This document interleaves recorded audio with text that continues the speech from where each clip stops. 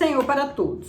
A nossa lição de hoje é a lição de número 2 do primeiro trimestre do ano de 2023, que tem por título O Avivamento no Antigo Testamento. O texto áureo que se encontra em Êxodo 34, 10a nos diz: Então disse, eis que eu faço um concerto, farei diante de todo o teu povo maravilhas que nunca foram feitas em toda a terra, nem entre gente alguma. A verdade prática, a Bíblia revela que Deus responde ao seu povo com muitos avivamentos, como resposta às orações e súplicas. Deus, ele responde a uma oração sincera, a uma oração cheia de arrependimento, com o coração quebrantado. Deus, ele está de ouvidos atentos para ouvir a oração do seu povo. Deus, ele é fiel. Deus está pronto a perdoar e mandar um avivamento para todos. Houve momentos em que o povo israelita deixou-se levar por práticas estranhas que provocaram a ira de Deus e, consequentemente, punição da nação. Deus, muitas vezes, ele pune o homem, pune a nação pelo pecado cometido, pelas práticas estranhas que provocam a Deus. Por exemplo, adoração a outro Deus, adultério, tudo que Deus não aprova. E é isso que separa o homem de Deus. A única coisa que separa o homem de Deus é o pecado. O homem, ao pecar, ele constrói um muro entre ele e Deus, separando ele de Deus. Porém, Deus, na sua infinita misericórdia, ele sempre quer que o homem volte-se para ele. Muitas vezes ele pune o homem, pune a nação pelo pecado, mas com a intenção que o homem acorda para a vida. Digamos assim, é igual um pai, né? Nós que punimos os nossos filhos quando faz algo errado, algo que desagrada a nós, desagrada a Deus, desagrada a sociedade. A gente pune o filho, mas por amor, para que o filho não faça novamente aquilo, que se arrependa e volte para o caminho certo. E Deus, na sua infinita misericórdia, ele pune o homem nessa intenção, que o homem volta para si. Que o desejo de Deus é que todo ser humano, todo mundo seja salvo. Que ele fez o céu foi para nós. Quando essa situação parecia não ter saída, um homem ou uma mulher de fé levanta-se de maneira humildade e quebrantada, buscando a Deus e confessando os pecados do povo.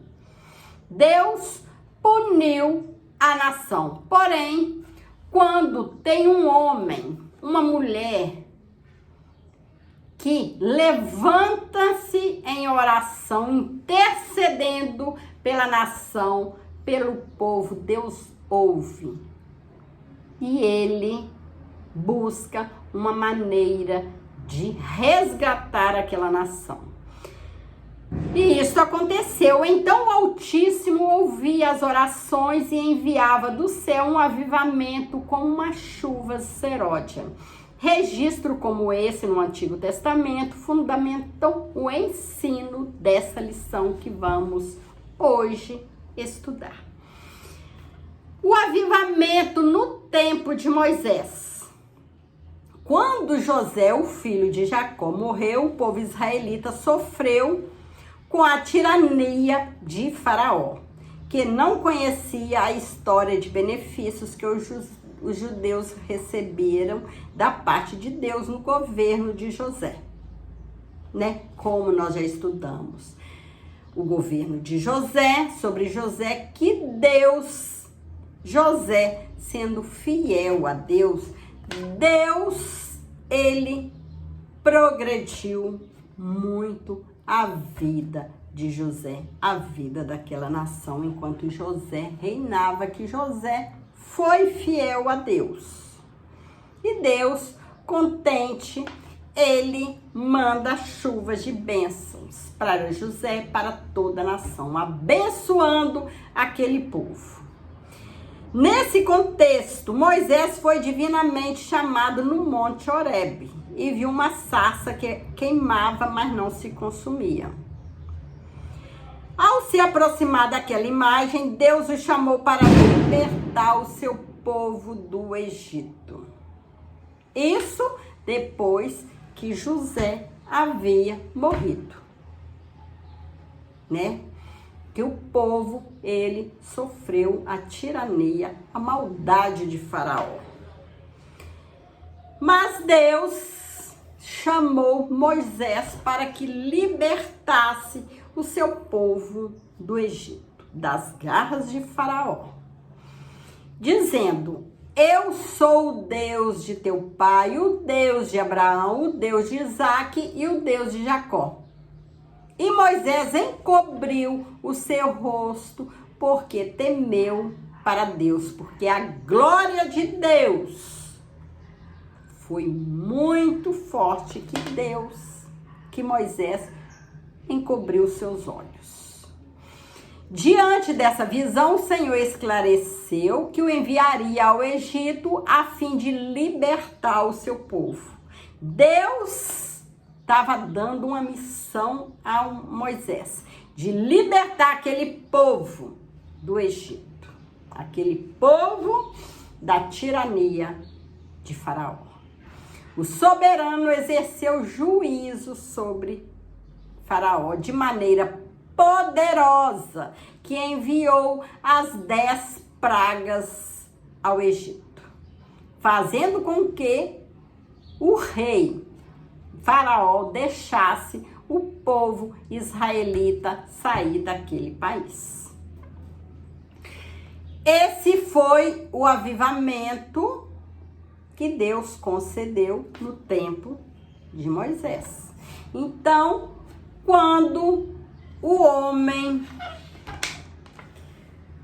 peca, o homem se distancia de Deus, ele permite que problemas, que lutas venham atingir esse povo ou esse homem, esse ser humano, para que ele se volte para Deus, para que Deus aviva o seu povo, para que esse povo busque a Deus e Deus reconcilia com ele. Que Deus é maravilhoso, é misericordioso e continua falando aos corações que ele quer libertar, quer salvar o povo, tirar o povo dessa escravidão do pecado. Que o homem nessa escravidão do pecado, ele sofre. O avivamento no tempo de Samuel. Deus usou o profeta Samuel para denunciar a maldade do povo rebelde, a apostasia e o desprezo pelo sagrado no tempo do sacerdote Eli. Então, uma guerra contra os filisteus se instalou na região de Efraim e os israelitas foram derrotados. Resultado, a arca foi tomada, os filhos de Eli, que eram sacerdotes, foram mortos, né? Como nós já estudamos anteriormente, o pecado que os filhos de Eli praticavam dentro do templo, né? Sendo sacerdotes. E ele fingia, né? Fazia vista grossa diante desses pecados. E ao saber da tragédia que seus filhos tinham sido mortos, bem como da tomada da arca pelos filisteus, o sumo sacerdote Eli também morreu. Muito perigoso quando nós, pais, vemos nossos filhos, nós que conhecemos a palavra de Deus, vemos os nossos filhos pecar, sem a gente falar com eles, aconselhar, fazer vista grossa quando eles fazem coisas erradas. Nós, como sacerdote dos nossos lares, como pais responsáveis pelos nossos filhos, nós devemos aconselhar, mesmo que esses filhos não obedeçam a nossa fala. Mas devemos orientá-los, falar com eles que eles estão pecando, que o Senhor não agrada disso, para não ter uma consequência maior. É o nosso dever, como pais, como sacerdotes dos nossos lares, aconselhar os nossos filhos, chamar a atenção. Foi no contexto desses acontecimentos que Samuel exortou os israelitas ao arrependimento. Então Deus sempre usa alguém para alertar o homem, para alertar os israelitas, a nação dos seus pecados. Deus sempre usa. Deus não pega ninguém de surpresa. Quando ele tem que agir, ele avisa. E quem peca também sabe, né? Conhece a palavra e sabe o que está fazendo errado às vistas de Deus. Assim o povo se humilhou e buscou ao Senhor, que ele deu uma grande vitória. E quando quando o povo clama a Deus, Deus imediatamente manda a resposta, responde a oração do povo. Quando o povo se humilha diante de Deus, reconhecendo os seus erros, seus pecados. Um grande avivamento chegou em Israel. E Samuel julgou a Israel todos os dias da sua vida. Feliz é a nação cujo Deus é o Senhor. A nação que é obediente só tem a ganhar com o nosso Deus. Bênçãos do céu são derramadas. O avivamento agora no tempo de Josias. Depois do reinado de Ezequias, rei de Judá, Manassés, seu filho, corrompeu-se, caiu na idolatria e no culto aos demônios. Ergueu altares nos pátios da casa do Senhor, fez passar seus filhos pelo fogo e usou de práticas ocultistas.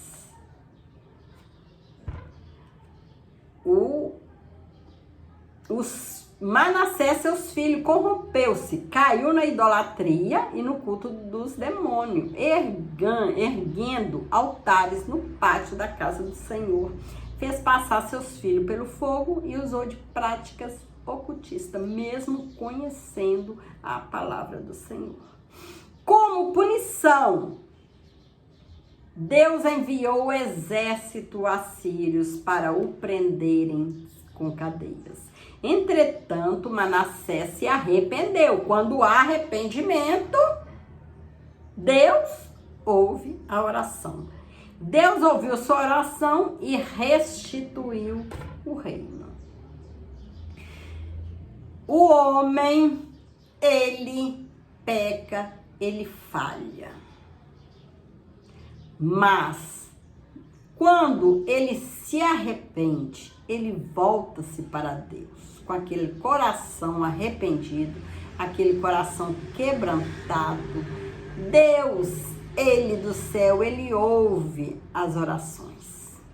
Manda socorro, manda restituição de tudo que o homem perdeu. Deus é muito bom. Após a morte de Manassés, seu filho Amon reinou em seu lugar.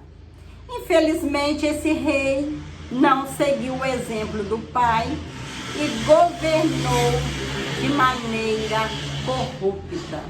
Por isso, seus servos o mataram e o povo declarou Josias rei em seu lugar.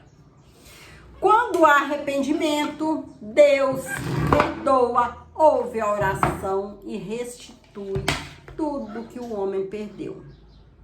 Porém, se não há arrependimento das suas ações, é um fim trágico, que é a morte. É a palavra de Deus, curta, mas reta, fácil de entender. Diante desse momento incerto, o rei Josias realizou uma verdadeira reforma espiritual na vida da nação. Ele derrubou os altares que estavam levantados lá para os demônios, destruiu aquelas imagens de escultura, fez aquela limpeza e estendeu essas medidas saneadoras a outras cidades. Ele mesmo ficou à frente dessas ações para levar o povo de volta aos pés do Senhor.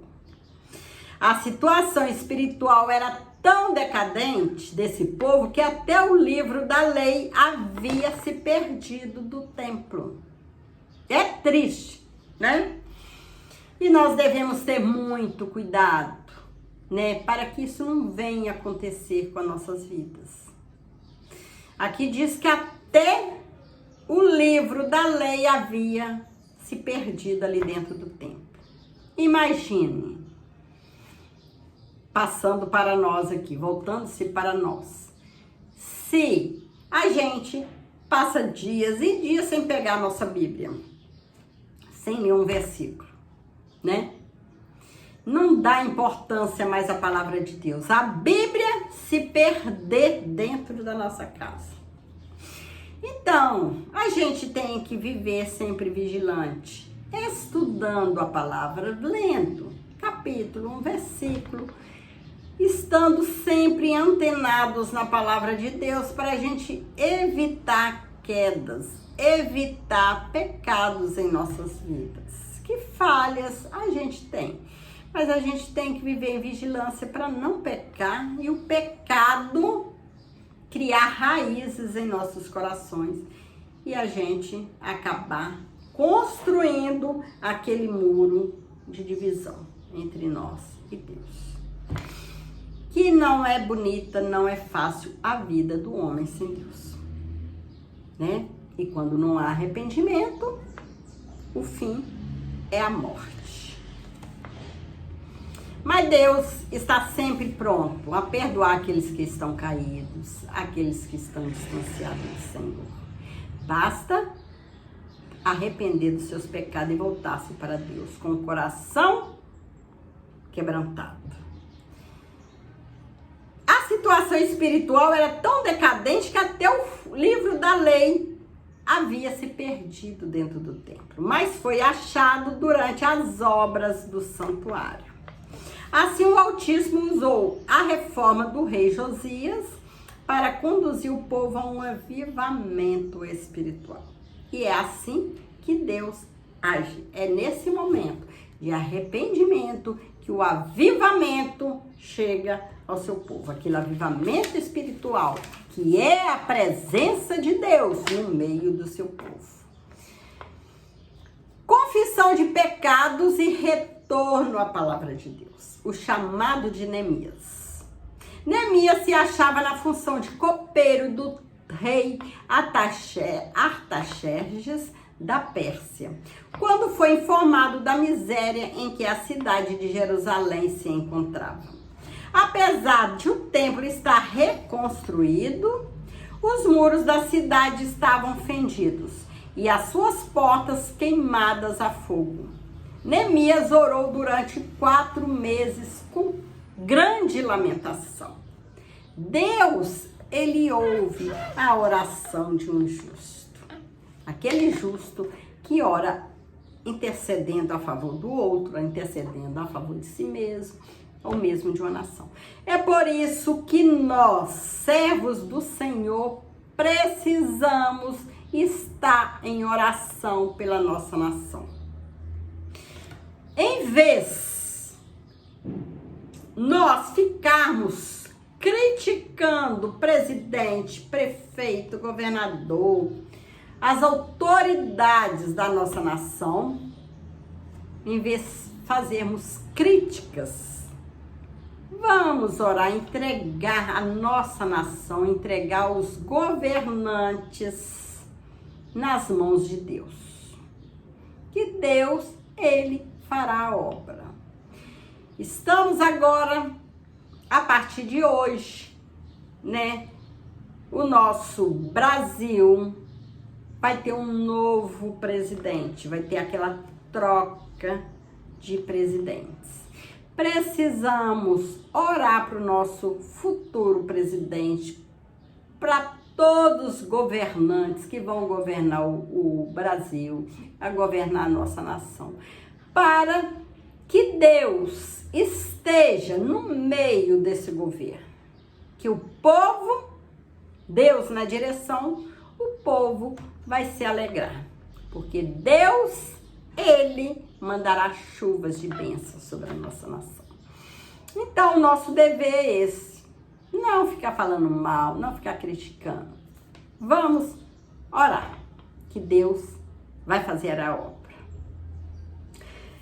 A confissão de pecados. E faço confissão pelos pecados dos filhos de Israel, que pecamos contra ti também, eu e a casa de meu pai pecamos. Esse foi um dos pontos altos da oração de Neemias. Neemias, quando orou, ele pedia perdão também pelos seus pecados. Porque muitas vezes também nós vemos pecado do outro e esquecemos dos nossos. Esquecemos de olhar por nós mesmos. Mas que essa oração de Neemias sirva de exemplo para nós. Quando nós vamos orar pelos pecados dos outros, para que Deus tenha compaixão daquele pecador, daquele amigo, daquele irmão, dos governantes da nossa nação, vamos pedir perdão também pelos nossos pecados. Vamos quebrantar os nossos corações diante de Deus, nos humilhar, que Deus, Ele vai atender e vai mandar vitória. Disso nós temos certeza, porque o nosso Deus é fiel.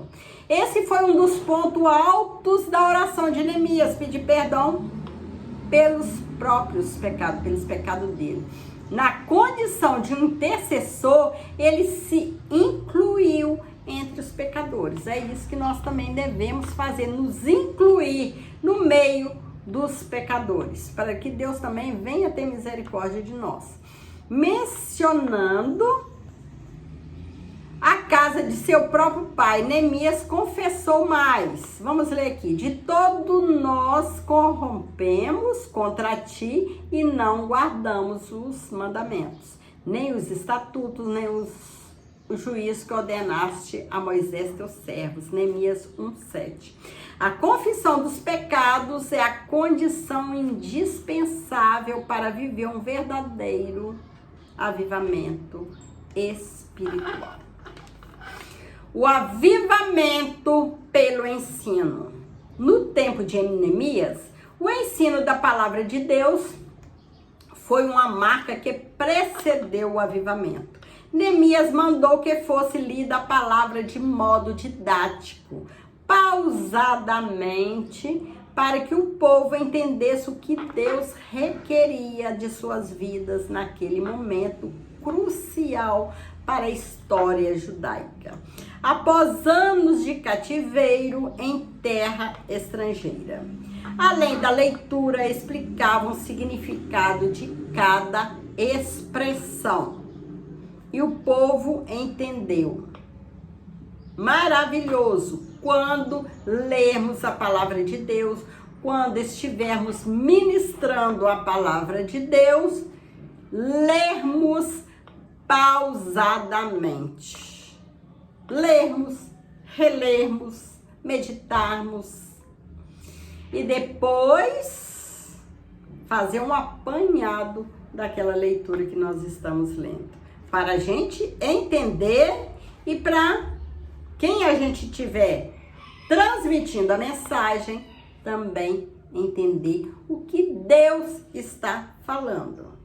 Como resultado, sobreveio um poderoso avivamento sobre o povo. É maravilhoso quando estamos estudando a palavra de Deus, quando estamos ouvindo a palavra de Deus, que o avivamento verdadeiro, ele começa de dentro para fora. A gente já vai sentindo aquele gozo imenso que é transbordado para fora. Houve quebrantamento verdadeiro, alegria e festa. Quando há o verdadeiro avivamento, há festa no meio do povo de Deus, há alegria no meio do povo de Deus. Ali na praça principal, diante da porta das águas, iniciou-se um poderoso avivamento na história de Jerusalém pós-exílio, como está registrado em Neemias 8, versículo de 1 ao 12. O avivamento e a palavra de Deus. A palavra de Deus corrige. No Novo Testamento, há um padrão de culto a Deus de decência e ordem. Como diz o apóstolo Paulo: que farei, pois, irmãos? Quando vos ajuntais, cada um de vós tem salmo, tem doutrina, tem revelação, tem língua, tem interpretação. Faça-se tudo para edificação. 1 Coríntios 14, 26. Veja que o que marca essa orientação apostólica não é o exibicionismo espiritual ou mero emocionalismo, nem as expressões irreverentes do culto. Aqui a orientação para o culto avivado de acordo com a palavra de Deus. Nesse culto, Deus pode enviar um avivamento genuíno como resposta ao quebrantamento espiritual e às orações do povo de Deus. Cuidado com o formalismo. Com formalismo, queremos dizer a respeito do que é formal, metódico e rigoroso. É o extremo oposto do mero emocionalismo e exibicionalismo espiritual. É verdade que não é errado observar regras, preceito e método. No entanto, o formalismo assume uma característica negativa quando o cuidado é o zelo. Pelo que é formal, sobrepõe a necessidade espiritual da igreja. Ora, quando Deus envia um avivamento espiritual, o Santo Espírito em liberdade na igreja, os corações estão sensíveis à voz de Deus, os dons espirituais atua de maneira abundante, a atmosfera espiritual muda o ambiente, Deus age em favor do seu povo. Tudo é feito de acordo com a palavra de Deus para edificação dos santos.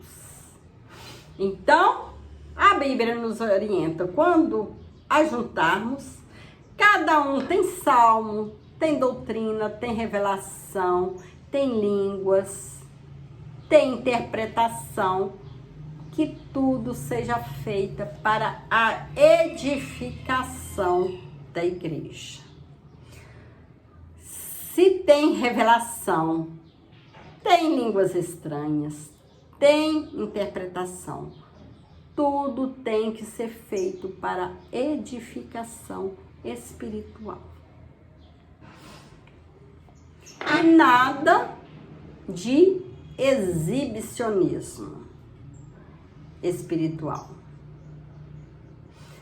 Tudo tem que ser feito com zelo. Tudo é feito de acordo com a palavra de Deus para edificação dos santos, dos filhos de Deus.